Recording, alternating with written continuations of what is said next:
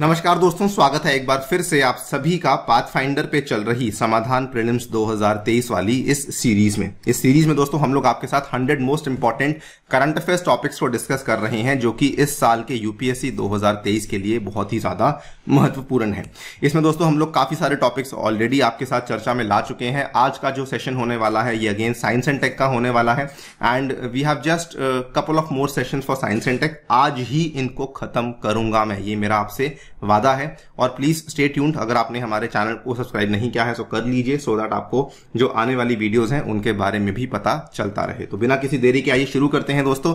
जो लोग पहली बार जुड़ रहे हैं दोस्तों, अगर आप हमें फॉलो करना चाहते हैं तो यहां पर दिए गए टेलीग्राम चैनल के माध्यम से फॉलो कर सकते हैं। लेक्चर की पीडीएफ को डाउनलोड करना है तो नीचे डिस्क्रिप्शन में सबसे ऊपर आपको लिंक दिया रहेगा, वहां पर जाकर के आप लोग पीडीएफ को डाउनलोड कर सकते हैं। बाकी बड़े ही गर्व के साथ ये बताना चाहूंगा कि अनअकैडमी ने इस साल फिर से जो है वो बहुत सारे लर्नर्स की सिलेक्शन में हेल्प करवाई है, और 933 लर्नर्स में से जो 333 लर्नर्स हैं वो अनअकैडमी का ही हिस्सा रह चुके हैं। बल्कि टॉप 10 में भी आपको 3 लर्नर्स जो हैं वो अनअकैडमी से ही देखने को मिलेंगे।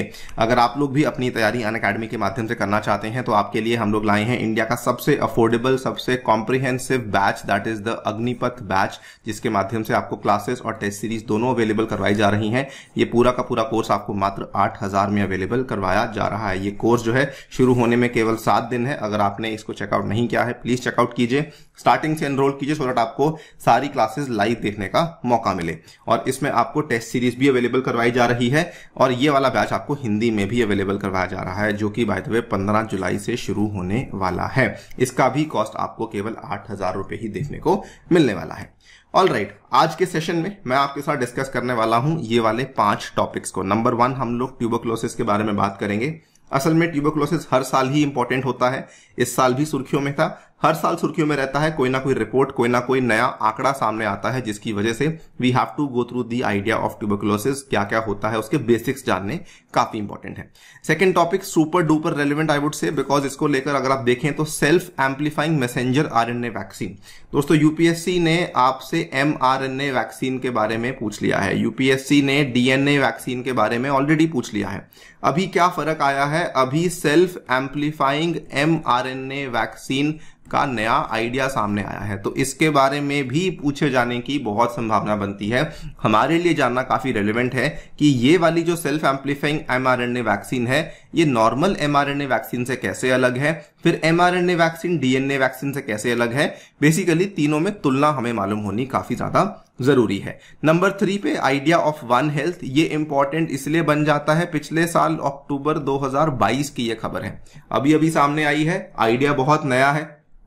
इसको लेकर अगर प्रीलिम्स में क्वेश्चन नहीं आया तो मेंस में कुछ ना कुछ इनडायरेक्ट क्वेश्चन डेफिनेटली आएगा, बिकॉज ये बहुत ही ज्यादा इंपॉर्टेंट कॉन्सेप्ट है जो कि फाइनली जिसको सामने लाया गया है। नंबर 4 पे फूड सेफ्टी के साथ संबंधित एक सूचकांक है, जिसके माध्यम से हम लोग बेसिकली हमारे पूरे भारत में आने वाले स्टेट्स को एक तरीके से रैंकिंग करते हैं, तो उसके बारे में चर्चा करेंगे। एंड नंबर 5 पे हम लोग बात करेंगे राइस फोर्टिफिकेशन के बारे में। This again is the very very important topic जो मैं समझता हूं। तो टॉपिक नंबर 2 एंड 5 इस वीडियो में से और भी इंपॉर्टेंट है, वैसे ये पांचों ही इंपॉर्टेंट है, लेकिन 2 एंड 5 सुपर डुपर इंपॉर्टेंट है, इसको प्लीज आप लोग लाइटली ना लें। शुरू करते हैं, ट्यूबरक्लोसिस की बात करते हैं। तो सुर्खियों में क्यों था ये देखिए, 16 अगस्त की खबर है। WHO release new guidance to support the national strategic planning for the tuberculosis. ये इन्होंने बल्कि जो नई गाइडलाइंस दी हैं, इन्होंने क्या बोला है? इन्होंने बोला है each goal must be defined in line with SMART criteria. SMART मतलब specific, measurable, attainable, realistic and time bound criteria. Second इन्होंने कहा है current document is an update to 2015 toolkit to develop an NSP for TB prevention, care and control. तो पहले जो document आ चुका था उसको हमने एक तरीके से अपडेट किया है, जिसमें कि कुछ कुछ चेंजेस लाए गए हैं। वो changes to be very honest बहुत इंपॉर्टेंट नहीं है। हमारे लिए क्या इंपॉर्टेंट है? टीबी के बारे में बेसिक जानकारी पता होना। तो टीबी कैसे होता है? ये दोस्तों बैक्टीरिया की मदद से होता है, कॉल्ड माइकोबैक्टीरियम ट्यूबरक्लोसिस। तो ये नाम याद होना इंपॉर्टेंट है, जो कि माइकोबैक्टीरिया फैमिली को बिलोंग करता है। सम ऑफ द माइकोबैक्टीरिया जो है वो और भी डिजीजेस को करते हैं। फॉर एग्जाम्पल टीबी के साथ साथ लेप्रेसी भी दोस्तों बैक्टीरिया की ही हेल्प से होती है in humans, and others infect wide range of animals. Humans के केस में टीबी आपको जरूरी नहीं कि टीबी होगा तो खांसी होगी ही होगी। अगर खांसी वाली टीबी हो रही है तो उसको पल्मोनरी टीबी कहा जाता है, जो कि सीधा आपके लंग्स को अफेक्ट करती है, लेकिन ये आपके बॉडी के दूसरे ऑर्गन्स को भी अफेक्ट कर सकती है। इसको एक्स्ट्रा पल्मोनरी टीबी के नाम से जाना जाता है। इंपॉर्टेंट टू नोट, टीबी एक ऐसी बीमारी है जो कि ट्रीटेबल है, जो कि क्योरेबल है। जनरली अगर हम देखते हैं तुलना में, अगर हम एड्स की बात करते हैं तो एड्स वायरस से होता है, तो एड्स दोस्तों क्योरेबल नहीं है। हालांकि हाँ, last year we saw some cases जब स्टेम सेल थेरेपी से एड्स को क्योर किया गया है, लेकिन ये भी बहुत ही अर्ली स्टेज के केसेस देखने को मिल रहे हैं कि क्योर भी हो रही है। लेकिन टीबी एक ऐसी बीमारी है जो कि क्योरेबल है। श्योर शॉट, अगर आप सही से दवाई खाएंगे, सही से इसका जो कोर्स पूरा करेंगे दवाई का, आप उससे कंप्लीटली मुक्त हो सकते हैं। इस तरह के सवाल भी आपसे पूछे जा सकते हैं कि क्या ये बीमारी ट्रीटेबल है, क्या ये बीमारी क्योरेबल है। तो वर्ड्स का जो डिफरेंस है मीनिंग का, उसको प्लीज जान लीजिए। नाउ टीबी में जो दो इंपॉर्टेंट चीजें आपको जाननी जरूरी हैं वो क्या है? एक होता है दोस्तों मल्टी ड्रग रेजिस्टेंट टीबी, जो कि बेसिकली क्या होता है कि जो आपका फर्स्ट लाइन ट्रीटमेंट होता है एंटी टीबी ड्रग्स का, वो आपके यहां पे काम नहीं करते हैं। तो MDR TB is a strain of TB that can not be treated with two most powerful first line treatment. ठीक है, तो ये फर्स्ट लाइन वाले काम नहीं करते हैं एमडीआर में। सेकेंडली फिर आता है XDR, form of TB caused by bacteria that are resistant to several of the most effective anti TB drug. Similarly जो है आपका टीडीआर टीबी आता है, जिसके ऊपर मैक्सिमम जो ड्रग्स अवेलेबल होते हैं वो काम नहीं करते हैं। ये सारी की सारी जो ड्रग रेजिस्टेंट टीबी आने का पूरा ये फिनोमेना होता है, ये क्यों होता है? This is because of something called as anti microbial resistance. इसको लेके दोस्तों यूपीएससी 2 बार सवाल पूछ चुकी है। एक बार प्रीलिम्स में क्वेश्चन आ चुका है और एक बार आपका मेंस में भी इसको लेके सवाल पूछा जा चुका है। So please keep in mind कि ये जो ड्रग रेजिस्टेंट टीबी का एमर्ज होने का प्रोसेस है, ये एएमआर की वजह से होता है, जिसको कि कई बार सवाल पूछा जा चुका है और ये दोबारा भी पूछा जा सकता है। उसमें ड्रग्स के नाम इंपॉर्टेंट नहीं है कि कौन से ड्रग्स के सामने काम नहीं करेगा, लेकिन ये काफी इंपॉर्टेंट है जानना कि जी हाँ, इसका मतलब क्या है, वो होता क्यों है। जनरली जब पेशेंट्स अपने दवाई के कोर्स को मर्जी से मॉडिफाई करने की कोशिश करते हैं, चेंज करने की कोशिश करते हैं, स्किप करने की कोशिश करते हैं, ऐसे केसेस में हमें ये ड्रग रेजिस्टेंट टीबीज का इमरजेंस देखने को मिल जाता है। टॉकिंग अबाउट द इम्पैक्ट, तो 2019 में 87% ऑफ न्यू टीबी केसेस जो है वो केवल 30 हाई टीबी बर्डन कंट्रीज में से ही देखने को मिले हैं। उसमें से भी जो 2/3 केसेस हैं, 66% केसेस हैं, वो केवल 8 देशों में ही देखने को मिले हैं। India, Indonesia, China, Philippines, Pakistan, Nigeria, Bangladesh and south Africa. तो ये आप देख लीजिए, ये काफी ज्यादा जो है चौंकाने वाली बात है। इंडिया ने केसेस बहुत ज्यादा यहां पे रिपोर्ट किए हैं, 1.8 million TB cases between January and December 2020। कम हो रहे हैं, yes that is a good thing, but अभी भी जो टीबी का बर्डन है वो इंडिया में बहुत ज्यादा देखने को मिलता है। इसीलिए हमारी गवर्नमेंट काफी सारे स्टेप्स ले रही है। स्टेप्स क्या क्या ले रही है ये देखिए। नेशनल स्ट्रेटेजिक प्लान जो दोस्तों 2017 से लेकर 2025 तक हम लोग इंप्लीमेंट कर रहे हैं, इसमें इन्होंने क्या कहा था कि हम 2025 तक 5 सालों में we will be eliminating TB. हम लोग 2030 का जो टारगेट है ना, उससे 5 साल पहले ही कर देंगे। दूसरा स्टेप हमने क्या लिया था? NTEP। They have expanded laboratory network as well as diagnostic facilities to cover the entire country. इसको पहले दोस्तों RNTCP कहा जाता था। This is a very important topic. RNTCP पहले कई बार यूपीएससी में सवाल पूछा गया है, अब उसका नाम बदला गया है NTEP, जिससे लेबोरेटरी नेटवर्क को एक्सपैंड किया गया है सो दैट अच्छे से डायग्नोस किया जा सके। बिकॉज कई बार क्या होता है कि फॉर एग्जांपल आपको जैसे खांसी नहीं है लेकिन फिर भी आपको टीबी होता है, तो उस केस में जो अच्छी डायग्नोस्टिक फैसिलिटीज का होना भी जरूरी है। नंबर 3 पे आता है निक्षय पोर्टल, और निक्षय के साथ साथ निक्षय पोषण योजना, इन दोनों को एक साथ ही याद कर लो।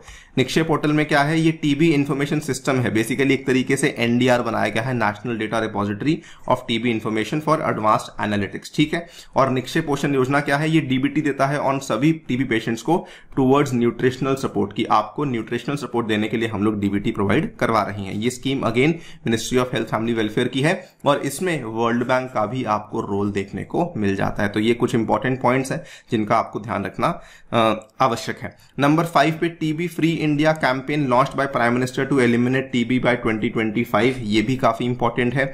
इसके साथ संबंधित कुछ सिमिलर क्वेश्चन पहले आ चुका है कि जो इंटरनेशनल लेवल पे जो मॉस्को डिक्लेरेशन है ये क्या चीज है, तो वो भी बताऊंगा आपको। और एक पैथो डिटेक्ट किट आपकी लॉन्च करी गई है। पुणे बेस्ड माई लैब है, इंडिया की पहली indigenous TB detection kit, single test can detect tuberculosis and MDR TB. तो ये पहली बार हमने यहाँ पे लॉन्च करी है। ये कुछ इंपॉर्टेंट डेवलपमेंट्स हैं जो कि हमें टीबी को लेकर देखने को मिली हैं, इंडिया ने क्या क्या कोशिशें करी हैं।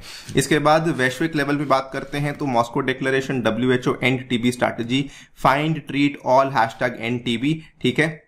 ये सारी की सारी चीजें भी हैं जो कि अंतर्राष्ट्रीय स्तर पर की जा रही हैं। इसको लेकर दोस्तों यूपीएससी सवाल पूछ चुकी है। Moscow declaration to increase multi sectoral action की मॉस्को डिक्लेरेशन किस चीज के साथ संबंधित है? WHO एंड टीबी स्ट्रैटेजी का मतलब यही है कि टीबी इंसिडेंट्स को 80% कम करना है, टीबी डेथ्स को 90% कम करना है और टीबी को ओवरऑल हमें 2030 तक एलिमिनेट ही कर देना है। Even find treat all #end TB जो है ये बेसिकली WHO का ज्वाइंट इनिशिएटिव है with stop TB partnership, international level की एनजीओ है, and global fund to diagnose treat and report 40 million people with TB. तो ये तो सेल्फ एक्सप्लेनेटरी है, अगर क्वेश्चन आता है तो आप बता पाएंगे, ठीक है। इसके भी नाम में एन टीबी आता है, बस इसके नाम में नहीं आता है। ये सवाल ऑलरेडी यूपीएससी पूछ चुकी है। लेकिन इस तरह का सवाल आपसे मेंस में भी पूछा जा सकता है कि क्या क्या स्टेप्स हैं जो कि टीबी को एलिमिनेट करने के लिए राष्ट्रीय स्तर पर और अंतर्राष्ट्रीय स्तर पर लिए गए हैं। नेक्स्ट बात करते हैं self amplifying messenger RNA vaccine की। सुपर डुपर इंपॉर्टेंट टॉपिक, इसको मैं फिर से डबल स्टार मार्क कर देता हूं, ठीक है। प्लीज ध्यान से सुनिएगा। Self amplifying messenger RNA vaccine जिसका नाम है ARCT-154 किसके द्वारा डेवलप करी गई है? Arcturus therapeutic holdings US showed promising result against कोविड-19। तो ये देखिए खबर पिछले साल अप्रैल 26 की है, लेकिन फिर भी बहुत रेलेवेंट है। बिलीव मी, काफी अच्छा सवाल बन सकता है। नाउ बेसिकली आपका इसमें I will come back to this कि इसका एडवांटेज क्या है, पहले ये काम कैसे करता है उसको समझ लीजिए। देखिए आपकी जो नॉर्मल mRNA वैक्सीन है जो कि फाइजर, मॉडर्ना वगैरह ने बहुत इस्तेमाल करी है पिछले साल, बल्कि mRNA वैक्सीन बहुत सुर्खियों में रही बिकॉज वो चाइना कह रहा था कि हम mRNA वैक्सीन का इस्तेमाल नहीं करेंगे। यूएसए ने बार बार कहा कि आप हमसे mRNA वैक्सीन ले लो लेकिन अपनी पॉपुलेशन को एटलीस्ट ये वाली वैक्सीन दे दो सो दैट वो दिक्कत आपको ना आए, बिकॉज पिछले साल चाइना में बहुत सारे केसेस देखने को मिल रहे थे। दोस्तों ये कन्वेंशनल mRNA वैक्सीन जो है जो कि फाइजर, मॉडर्ना के द्वारा बनाई जाती है, इसमें होता क्या है? इसमें बेसिकली आप ऐसा mRNA यूज करते हैं जो कि कोरोना वायरस के स्पाइक प्रोटीन के लिए एनकोड करता है, मतलब कि कोरोना वायरस के स्पाइक प्रोटीन को बनाएगा। तो mRNA वैक्सीन बेसिकली आपके सेल्स को सिखाएगा कि कैसे आपको कॉपीज बनानी है ऑफ द स्पाइक प्रोटीन, जिसके चलते आपकी बॉडी का जो इम्यून रिस्पॉन्स है वो ट्रिगर हो जाएगा, ठीक है। तो ये वाला वैक्सीन आपने डाला आपकी बॉडी में, उसके माध्यम से स्पाइक प्रोटीन की मल्टीपल कॉपीज बनने लगेंगी। जब वो मल्टीपल कॉपीज बनने लगेंगी तो फिर ऑटोमेटिकली आपकी बॉडी का इम्यून रिस्पॉन्स शुरू हो जाएगा। ये होता है एक टिपिकल mRNA वैक्सीन में। लेकिन सेल्फ एम्पलीफाइंग mRNA वैक्सीन में क्या हो रहा है? Unlike conventional vaccines which inject a weakened form of virus या bacteria, RNA vaccines use part of virus's own gene to stimulate an immune response। यहां पर आपने क्या किया था? mRNA वैक्सीन के माध्यम से स्पाइक प्रोटीन्स को बनवाया था इम्यून रिस्पॉन्स को जनरेट करवाने के लिए। सेल्फ एम्पलीफाइंग mRNA वैक्सीन में क्या है? ट्रेडिशनल mRNA वैक्सीन के ऊपर इंप्रूवमेंट है। आप डायरेक्टली 4 एक्स्ट्रा प्रोटीन्स को एनकोड करवा रहे हैं in addition to the vaccine antigen, and इससे these enable amplification of original strand of RNA once inside the cell. तो इससे क्या होता है, जब आप सडनली ज्यादा प्रोटीन्स को एनकोड करवाते हैं तो जो रिस्पॉन्स है वो फास्टर हो जाता है। और यही इसका एडवांटेज है कि एम्पलीफाइंग mRNA वैक्सीन का फायदा क्या है? स्टोरेज काफी इजी है, मिनिमाइजिंग डोज है, डोज उतनी नहीं देनी पड़ती बिकॉज ये एक बार में ही 4 एक्स्ट्रा प्रोटीन्स को एनकोड करवाता है और इसकी कॉस्ट ऑब्वियसली काफी ज्यादा कम हो जाती है। तो ये mRNA वैक्सीन की जगह सेल्फ एम्पलीफाइंग mRNA वैक्सीन है जो कि उसके ऊपर एक इंप्रूवमेंट बनाई गई है। कॉन्सेप्ट वही है, RNA वैक्सीन में आप वायरस की खुद का जीन का ही इस्तेमाल कर रहे हैं इम्यून रिस्पॉन्स के लिए। नॉर्मल वैक्सीन में क्या करते हैं, आप वीकेंड वायरस को डालते हैं, अटेन्युएटेड वायरस भी कहा जाता है। लेकिन आरएनए वैक्सीन में आप क्या कर रहे हैं, जीन का ही इस्तेमाल कर रहे हैं इम्यून रिस्पॉन्स को स्टिमुलेट करवाने के लिए। वही चीज एमआरएनए वैक्सीन ने करी, बस उसी चीज को बेहतर तरीके से सेल्फ एम्पलीफाइंग एमआरएनए वैक्सीन ने करा, बिकॉज इमीडिएटली ज्यादा प्रोटीन्स को एनकोड करवा दिया।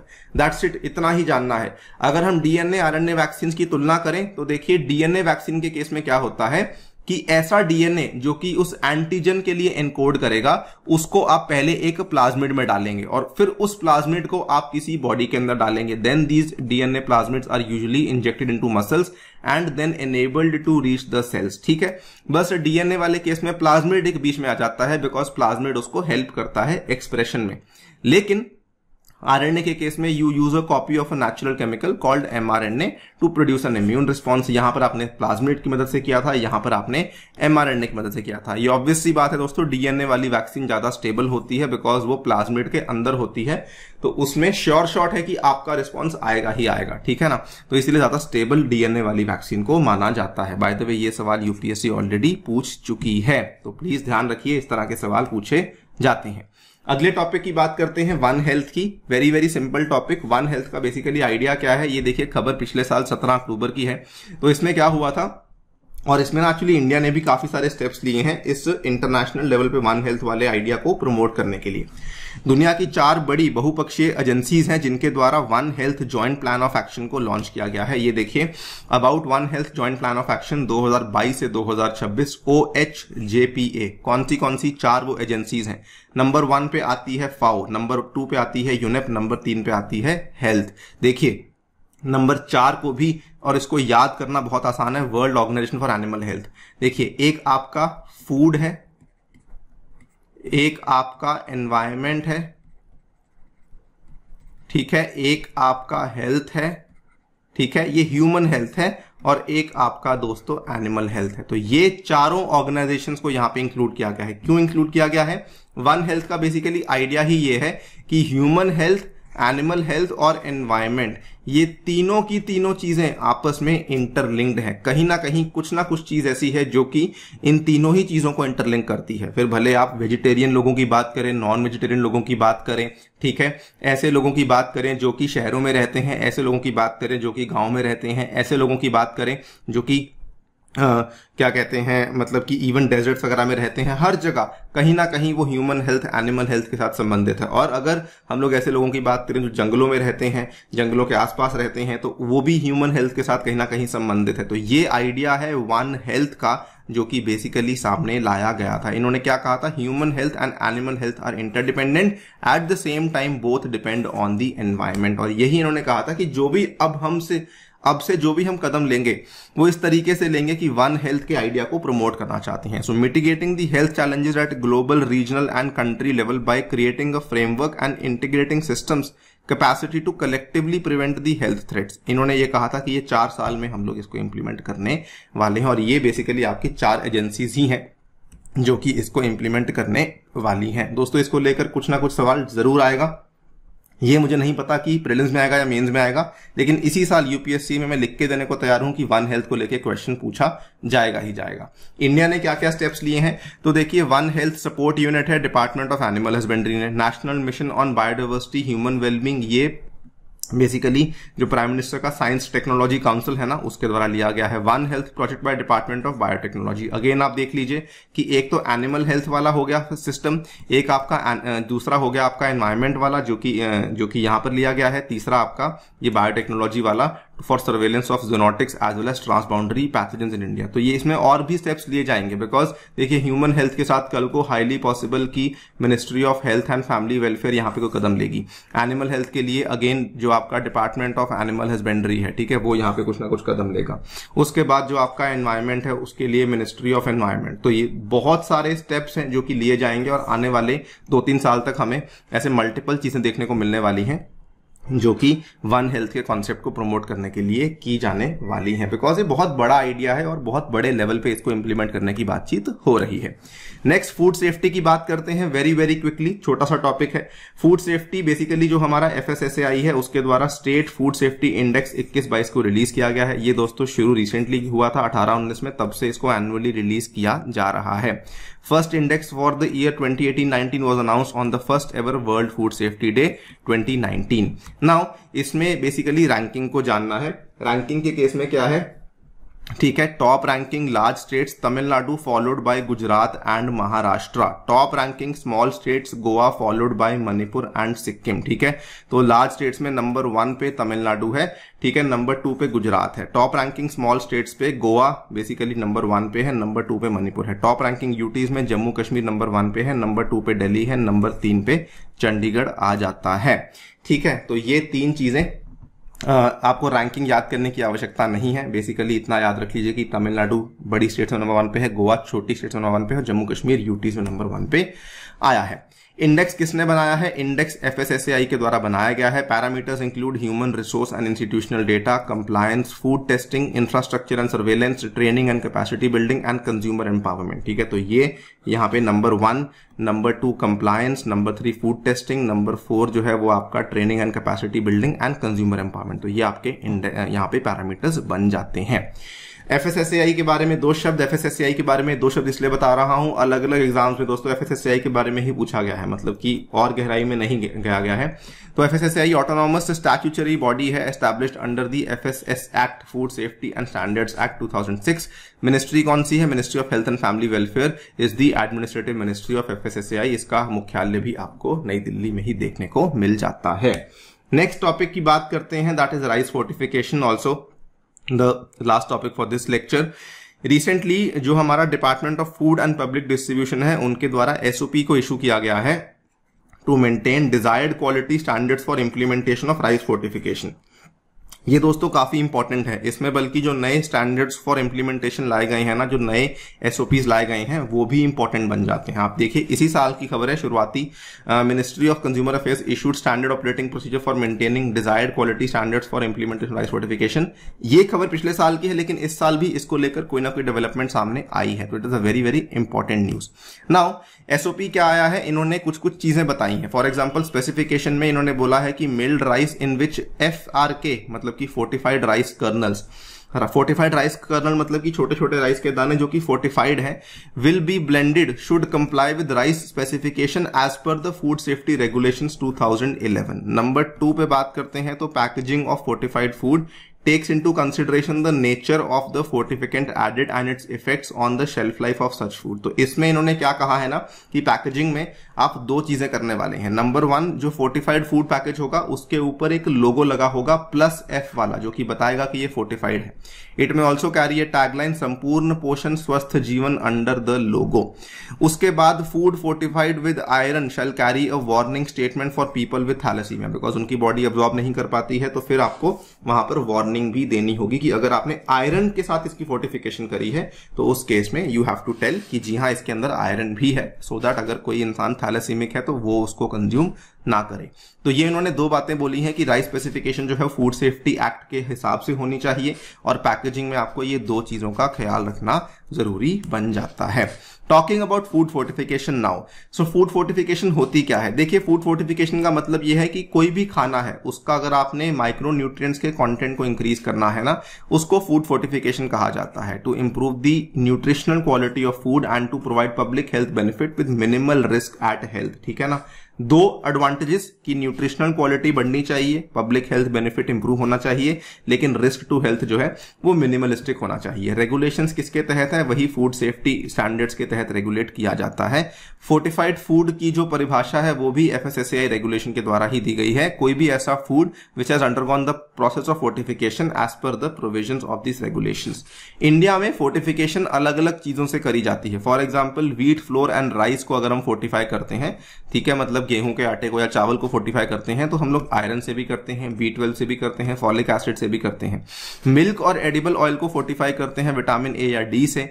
डबल फोर्टिफाइड सॉल्ट को हम लोग करते हैं विद आयोडीन या फिर आयरन से। तो अलग अलग तरीके हैं, इस तरह की चीजें भी आपसे पूछी जा सकती हैं कि किस किस माइक्रोन्यूट्रिएंट से हम लोग बेसिकली इनकी फोर्टिफिकेशन को एग्जीक्यूट किया जाता है। कमिंग टू राइस फोर्टिफिकेशन, तो राइस फोर्टिफिकेशन सिंपल है, जब राइस को फोर्टिफाई कर रहे हैं तो you are adding micronutrients to rice. इसमें दोस्तों क्या है कि राइस को जब फोर्टिफाई किया जाएगा तो it shall contain mandatory micronutrients, जो कि iron, folic acid and B12 है, ये मैंडेटरी है, प्लीज ध्यान रखिए। कुछ कुछ ऑप्शनल है, zinc, vitamin A, thiamine, riboflavin, niacin, pyridoxine as per levels given by FSSAI। तो ये भी पूछा जा सकता है कि कौन से मैंडेटरी हैं, कौन से ऑप्शनल है। इसका भी ध्यान रखिए कि राइस को जब फोर्टिफाई किया जाएगा तो ये दोनों ही यहां पर चीजें पॉसिबल है। मैंडेटरी तो होना ही होना है, iron, folic acid and vitamin B12। और बल्कि FSSAI के नॉर्म्स के अकॉर्डिंग ये भी बताया गया है कि 1 kilogram fortified rice will contain iron कितना 28 मिलीग्राम से लेकर 42.5, फॉलिक एसिड 75 से 125 माइक्रोग्राम, विटामिन B12 0.75 से 1.25 माइक्रोग्राम। तो ये भी नंबर्स इंपॉर्टेंट हैं कि आपको थोड़ा बहुत आइडिया होना चाहिए। हाँ, ऐसा नहीं कि 1 किलोग्राम में 28 ग्राम आयरन डाल रहे हैं तो 28 मिलीग्राम है, वो थोड़ा यूनिट्स का आइडिया ध्यान रखना कि किस रेंज में उनको फोर्टिफाई किया जा रहा है। बाकी ऑब्वियसली फोर्टिफिकेशन करने की बहुत सारे और भी तरीके हैं, zinc, vitamin A, vitamin B1, vitamin B2, vitamin B3, vitamin B6, इन सब चीजों के माध्यम से भी फोर्टिफिकेशन को करा जा सकता है। ठीक है, नेक्स्ट इसमें एक और चीज आती है, that is technologies to add micronutrients. ना इस पे बहुत फोकस नहीं करूंगा, बेसिकली फोर्टिफिकेशन करने का जो प्रोसेस है, जो प्रक्रिया है, वो काफी ज्यादा आपकी वो बन जाती है यहाँ पे important. So for example dusting एक प्रक्रिया होती है, कोटिंग एंड एक्सट्रूजन एक प्रक्रिया होती है। डस्टिंग में क्या होता है, आप directly micronutrients on the surface of rice grain डालते हैं using electrostatic force. Technology provides limited protection when rice is washed, soaked और cooked in excess water. For example एक चावल का दाना है, आपने उसके ऊपर ही यहाँ पर जो फोर्टिफिकेशन वाली चीजें हैं वो चिपका दी हैं, ऐसे नजर नहीं आती हैं, बहुत छोटी छोटी होती हैं, लेकिन कल को आपने चावल को भिगोया, धोया या फिर आपने उसको ज्यादा पानी में कुक कर दिया, उस केस में इसके ऊपर का जो ये वाले फोर्टिफिकेशन वाली जो चीजें हैं ना, ये उतर सकती हैं।